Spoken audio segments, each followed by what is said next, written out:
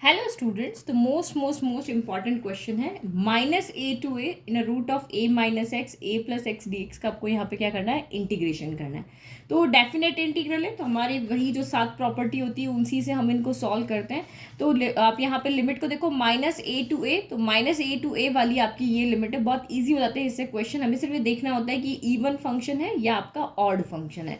तो सबसे पहले आप यहाँ पे देखो, ये रूट है, तो रूट के अंदर जब भी कोई क्वेश्चन या इस तरह से टर्म आती है तो पहले आप इसको रूट में से निकालने की कोशिश करो, उसके बाद हम चेक करेंगे कि ये फंक्शन इवन है या फिर आपका ऑड है।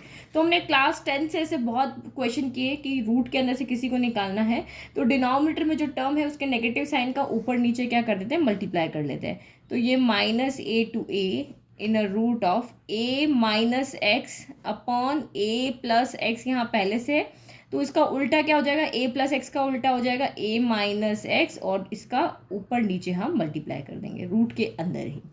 ठीक है, तो ये तो कुछ टफ नहीं है ये। तो a plus b a minus b, तो नीचे आपका यहाँ पर क्या हो जाएगा, a square minus x square हो जाएगा। A plus b a minus b, a square minus b square होता है, और ऊपर ए माइनस एक्स 2 बार हो गया तो ये ए माइनस एक्स का होल स्क्वायर हो जाएगा। तो यहाँ पे तो रूट से रूट कैंसिल हो जाएगा और यहाँ नीचे आपका क्या हो जाएगा, रूट आ जाएगा। तो ये आपका यहाँ पर हो जाएगा -a to a, यहाँ ऊपर बच जाएगा a माइनस एक्स, क्योंकि स्क्वायर से रूट कैंसिल, बट नीचे आपका यहाँ पर रूट आ जाएगा। ठीक है, ये हमने यहाँ पे कम कर लिया।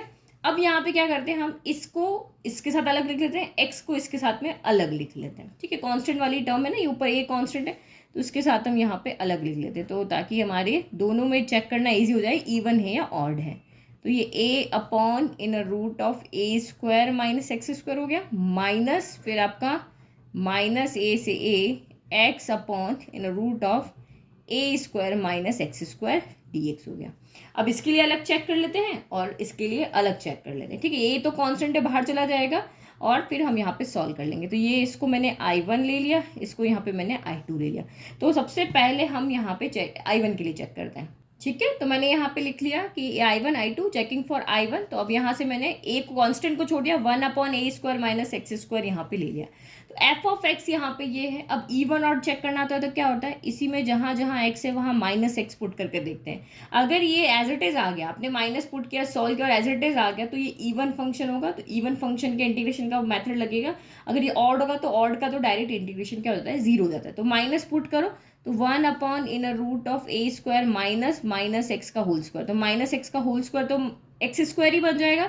तो ये अगेन आपका क्या बन गया, यहाँ पर एक्स स्क्वायर, ये एफ एक्स ही बन गया। तो यहाँ पे आपका क्या क्या आ रहा है, F X equal to F of minus X आ रहा है। दैट मीन्स ये आपका यहाँ पे क्या हो गया, एक इवन फंक्शन हो गया। क्या हो गया, ये एक आपका इवन फंक्शन हो गया, क्योंकि चाहे आप एक्स पुट करो चाहे माइनस एक्स पुट करो, दोनों की वैल्यू इक्वल आ रही है। तो ये एक इवन फंक्शन, देखो f of minus x equal to f x है, तो इवन फंक्शन का सोल्यूशन होता है 2 times limit 0 to a f x d x हो जाएगी। तो अब इसका सोल्यूशन क्या हो जाएगा, i इक्वल टू, ओके, तो I1 इक्वल टू 2 टाइम एक आपका यहाँ पे a, क्वेश्चन के अंदर ये a बाहर लिया था, integration of -a to a, अब 0 to a हो जाएगा, और ये 1 अपॉन एफ एक्स जो है वो एज इट इज आ जाएगा, a square minus x square dx, ये हो जाएगा। ठीक है, अब इसका इंटीग्रेशन तो हमें आता है, ये क्या हो जाएगा आपका 2a एज इट इज हो गया, और इसका होता है sine inverse x upon a। तो साइन इनवर्स x की जगह x है और a की जगह a है।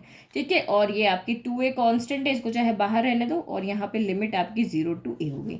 अब इसको पुट करके सॉल्व कर लें, तो 2a एज इट इज चल रहा है, sine inverse a upon a 1, ये अपर लिमिट पुट किया a अपॉन a 1 हो गया, minus sine inverse 0 upon a 0 हो गया। तो साइन इनवर्स 1 की वैल्यू कितनी होती है, तो ये आपकी होती है π/2, तो ये हो गया sine inverse sine π/2 minus sine inverse sine 0 पे ही होता है। ठीक है, तो ये साइन इनवर्स से साइन आपका यहाँ पर कैंसिल, यहाँ भी कैंसिल, तो कितना बचा, 2a π/2 माइनस 0, जब π/2 माइनस 0 π/2 होता है, और इस 2 से ये 2 कैंसिल, तो सिर्फ यहाँ पे बचा कितना, a π बचा। ठीक है, अब हम I2 के लिए भी चेक कर लें। ओके, तो लेट इसका ये अब gx हो गया, gx इसको मानेंगे, इसको हमने fx लिया था, इसको gx ले लिया ताकि समझने में इजी हो जाए। तो ये gx हो गया x upon in root of a square minus x square हो गया। अब यहाँ पे भी क्या करोगे, g ऑफ माइनस एक्स निकाल करके देखो, तो एक्स जहाँ जहाँ भी एक्स गिरा हो माइनस लगा लो, तो ये ए स्क्वायर माइनस माइनस एक्स का होल स्क्वायर, तो ये क्या बच गया माइनस का एक्स, और नीचे आपका ए स्क्वायर माइनस एक्स का होल स्क्वायर एक्स स्क्वायर हो गया। तो आप यहाँ क्या देख रहे हो, ये हमारा एक्स था लेकिन माइनस इसके साथ आ रहा है, यानी माइनस ऑफ जी एक्स आ रहा है। तो जी एक्स और माइनस जी एक्स इक्वल नहीं आ रहा है, एक माइनस का साइन आ रहा है, तो देयरफॉर ये क्या हो गया, एक ऑड फंक्शन हो गया, क्योंकि यहाँ पे दोनों क्या आ रहे थे, इक्वल आ रहे थे, बट यहाँ इक्वल नहीं आ रहे, ये आ रहा है और जी ऑफ माइनस एक्स ये आ रहा है, तो ये आपका यहाँ पर क्या हो गया, इक्वल नहीं है, therefore it is an odd function. It is an what is it, it is an odd function. And odd function का इंटीग्रेशन क्या होता है, तो ऑड फंक्शन का इंटीग्रेशन डायरेक्ट क्या हो जाता है, जीरो हो जाता है। तो जहाँ लिख लेंगे therefore I2 equal to integration of minus a to a x upon in root of a square minus x square d x equal to क्या होगा, जीरो।